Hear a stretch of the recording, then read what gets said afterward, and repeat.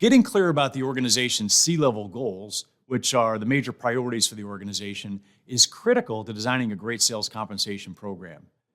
In fact, your sales compensation program for each role should be a translation of the C-level goals that are important for that role. A few years ago, we worked with a CEO of a major tech services company in Boston.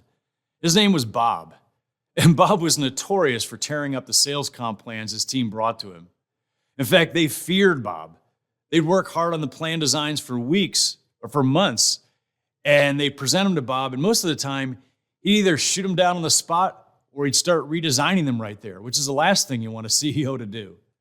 So the team had reached a frustration point by the time we talked to them. So we thought, if we could ask Bob just 5 questions, we might be able to get the team back in the right direction.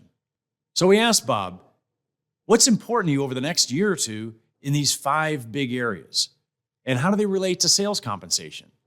Let's talk about customer priorities or specific segments, tiers, or types. Well, he said, we want to focus on our highest value customers, and we want to sell further up in the organization. We're selling too much at the procurement level. Well, what about product or offer priorities?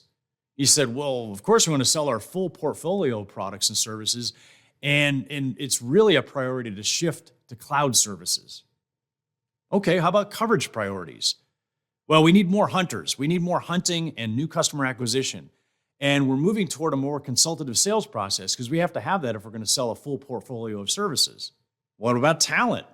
Well, he said, if we're hiring the talent that we're getting today, that's not going to be the talent of the future. So we need to look ahead to what we're going to need for these new types of roles and new types of sales process.